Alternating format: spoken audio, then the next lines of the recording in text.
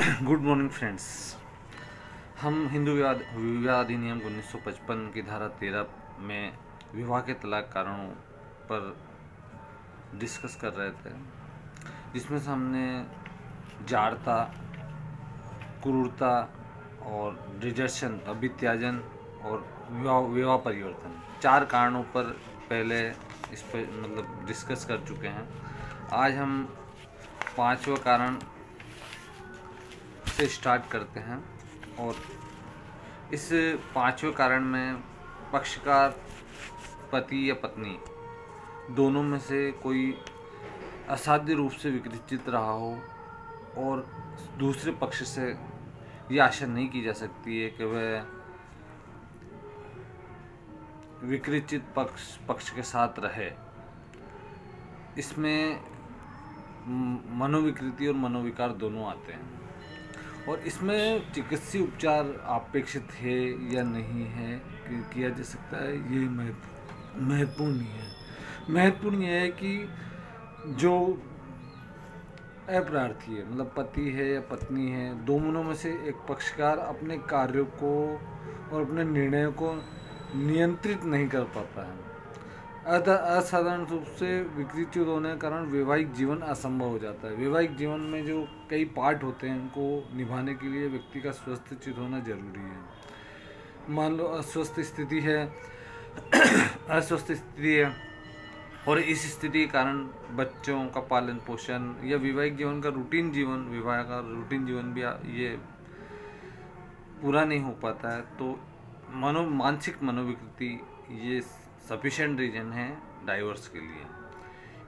6वां कारण ये, इसमें मानसिक विकृति में केस की बात करें तो एक श्रीमती रुक्मणी देवी बनाम बालकृष्णन में पत्नी स्क्लेरोफेनिया जैसी बीमारी से ग्रसित थी, जिसके कारण पति द्वारा तलाक के लिए आवेदन किया गया और आवेदन मंजूर किया। और एक दूसरा है शांति बनाम रमेश, पति की मानसिक बीमारी के कारण वैवाहिक जीवन असंभव हो जाने के कारण इस मामले में तलाक दिया गया। जितेंद्र कुमार बनाम शशि में पत्नी को मानसिक मंदता थी, वो अपने दैनिक कार्यों को भी नहीं कर सकती थी, जो रूटीन में जो वर्क हो सकता है उसे भी वो पूरा नहीं कर सकती थी। मानसिक मंदता के कारण पति द्वारा तलाक के लिए आवेदन किया गया और उसका तलाक आवेदन इस मामले में स्वीकार किया गया। 6वां है असाध्य कुष्ठ रोग। असाध्य कुष्ठ रोग को अमेंडमेंट अधिनियम 2019 के द्वारा रिपील कर दिया गया है, क्योंकि अब इसका पूर्णतः इलाज संभव है। ठीक है, 7वां कारण अपन डिस्कस करेंगे संचारी रोग, रंजित रोग से पीड़ित। अब ये इस तरह की डिजीज होती है जो यौन रूप से ट्रांजेक्शनेबल होती है। एक दूसरे पक्षकार के साथ रह पाना असंभव हो जाता है। जैसे इसमें एड्स है, हेपेटाइटिस है और संचारी रोग है, सिफिलिस, गोर्निया रोग है आदि रोग है जो संचारी रोग है, जो एक से दूसरे पक्ष को हो सकते हैं। तो रोग होने के कारण दूसरे पक्ष के साथ विवाह जीवन खतरनाक हो जाता है और असंभव हो जाता है। इसलिए कुछ केस दिए गए हैं। इसमें श्रीमती प्रमीला बनाम विवेक में पति एड्स से ग्रसित होने के कारण पति को तलाक दिया गया, सन 1980 का केस है। राजकुमार बनाम मोहिंदर कौर में 1984 का केस है, जिसमें पत्नी सिफिलिस बीमारी से ग्रसित होने के कारण पति ने तलाक के लिए आवेदन किया, उसको एक्सेप्ट किया गया। सुनील बनाम सीमा 2006 में पति HIV से पीड़ित होने के कारण पत्नी को तलाक के लिए आवेदन दिया गया और उसको तलाक दिया गया। वेनिनल डिजीज ऐसी होती है कि एक पक्ष का दूसरे पक्ष का वैवाहिक जीवन संभव नहीं हो पाता है। संचारी रोग से बचा तो जाया जा सकता है, पर वैवाहिक जीवन का जो पूरा फुल प्रोसेस वो नहीं हो पाता है। इसलिए संचारी रोग को भी इसमें इंक्लूड किया गया है, डाइवोर्स के लिए सफिशिएंट रीजन माना गया। 8वां, दूसरे पक्षकार द्वारा धार्मिक पंथ के अनुसार प्रवज्जा ग्रहण कर चुका है, मतलब संन्यास ग्रहण कर चुका है। इसमें ये बात देखी जाती है कि एक पक्ष ने संन्यास ले चुका है। संन्यास लेने के बाद पक्ष ने अपने दायित्वों को त्याग दिया है, अपने उत्तरदायित्वों को पालना छोड़ दिया है। इस संबंध में संजना कुमारी बनाम विजय कुमार में बताया कि प्रथागत तलाक के माध्यम से समाप्त किया जाए। जैसे किसी में धर्म में मान लिया जाता है कि इस तरह की धार्मिक संन्यास ग्रहण करने पर वैवाहिक जीवन का पालन नहीं किया जा सकता, उसमें प्रथागत रूप से इस तलाक का आवेदन दिया जाता है और तलाक एक्सेप्ट किया जाता है। नौवे रीजन पर बात करते हैं अपन।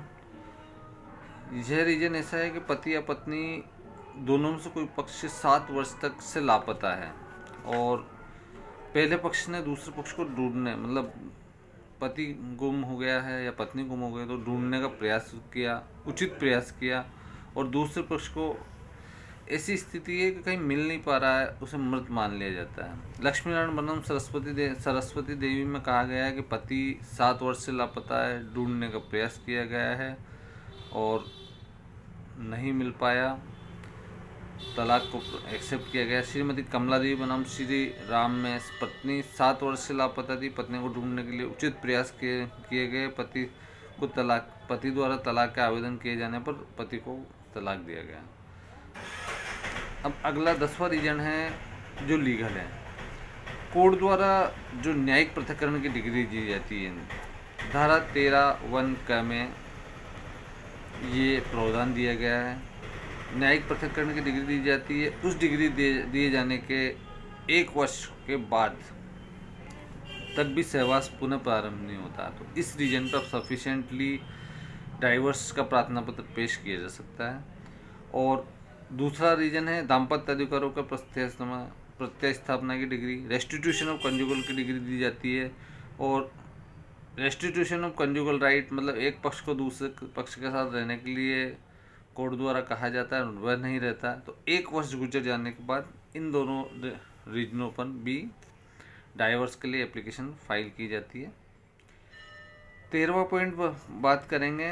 अब इसमें पत्नी को 4 आधार हैं जिन पर केवल पत्नी को ही डाइवर्स के लिए प्रार्थना पत्र पेश करने का आधार है। पहला, ये धारा 13(2) में दिए गए हैं। एक तो पति द्वारा जब विवाह हुआ उसके पहले से वो विवाहित था और विवाह छुपाया गया है, तो पहले वाली पत्नी यदि जीवित है तो दूसरी जिससे विवाह छुपाकर शादी की गई है तो वह डाइवर्स के लिए प्रार्थना पत्र पेश कर सकती है।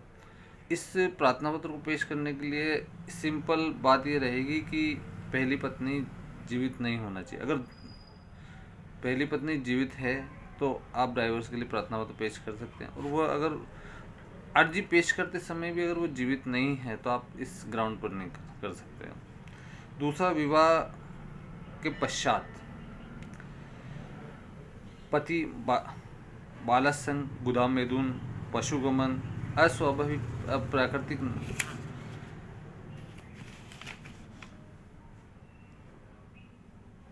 संबंध बनाने के लिए पत्नी को मजबूर करता है, तो इसमें डाइवोर्स के लिए पत्नी द्वारा आवेदन किया जा सकता है। इसमें श्रीनिवासन पद्मावती वाले केस मद्रास हाई कोर्ट के द्वारा पत्नी को गुदामेथुन को मजबूर करता था, पत्नी द्वारा आवेदन किया गया, तलाक मंजूर किया गया। पति पत्नी के साथ अस्वाभाविक यौन संबंध बनाने की कोशिश की जाती, इस कारण पत्नी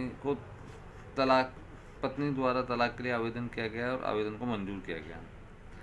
अब 5वां रीजन है, पत्नी ने भरण पोषण के लिए आवेदन किया, भरण पोषण की डिग्री प्राप्त हो गई उसको, और भरण पोषण की डिग्री प्राप्त होने के 1 साल तक भी पति द्वारा भरण पोषण का नहीं किया गया, ना ही उसके साथ सहवास रहा गया, ना ही सहवास प्रारंभ हुआ, तो इस डिग्री के प्राप्त होने के 1 वर्ष बाद पत्नी के द्वारा तलाक के लिए आवेदन किया जा सकता है।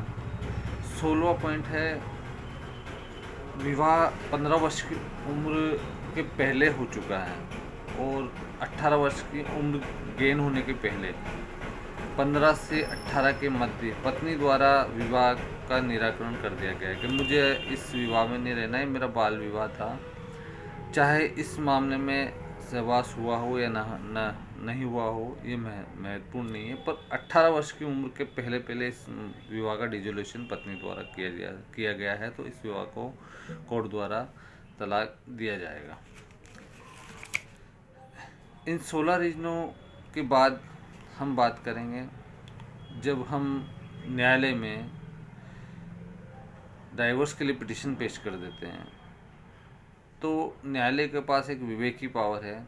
धारा 13 क में विवाह विच्छेद की प्रक्रिया में प्रत्यर्थियों को डाइवोर्स के स्थान पर कुछ रीजन्स है जिन पे डाइवोर्स के स्थान पर कोर्ट न्यायिक पृथक्करण देता है।